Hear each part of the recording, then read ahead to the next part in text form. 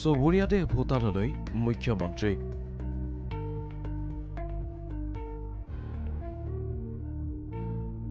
চাৰিদিনীয়া বিস্তৃত কাৰ্যসূচীৰে ভূটানত সপত্নীক ডক্টৰ শৰ্মা। ভূটানত ৰাষ্ট্ৰীয় দিৱসত অংশগ্ৰহণ।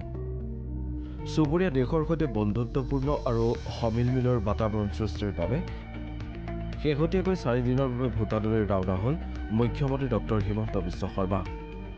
ভূটানৰ ৰাষ্ট্ৰীয় দিৱস উপলক্ষে মুখ্য অতিথি হিচাপে অংশগ্ৰহণ কৰে কেতবোৰ বিশেষ কাৰ্যসূচীত।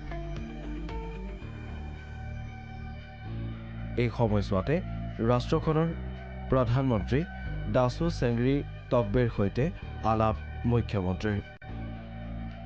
কেৱল সেয়াই নহয়, ডক্টৰ হিমন্ত বিশ্ব শৰ্মাই সাক্ষাৎ কৰে ৰজা জিগমে খেসৰাওক। ৰাষ্ট্ৰীয় দিৱসৰ কেইবাটাও বৰ্ণাঢ্য কাৰ্যসূচীত উপস্থিত থাকে মুখ্যমন্ত্ৰীগৰাকী। অংশগ্ৰহণ কৰে এডভান্টেজ আছাম 2.0ৰ বৈঠকত।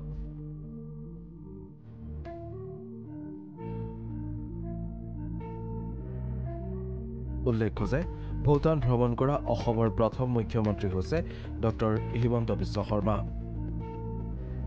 আশা কৰা হৈছে মুখ্যমন্ত্ৰীৰ এই ভ্ৰমণ ৰাষ্ট্ৰখনৰ সৈতে বন্ধুত্বপূৰ্ণ সম্পৰ্ক স্থাপনত সহায়ক হ'ব আৰু পৰ্যটনৰ ক্ষেত্ৰতো আগুৱাই যাব।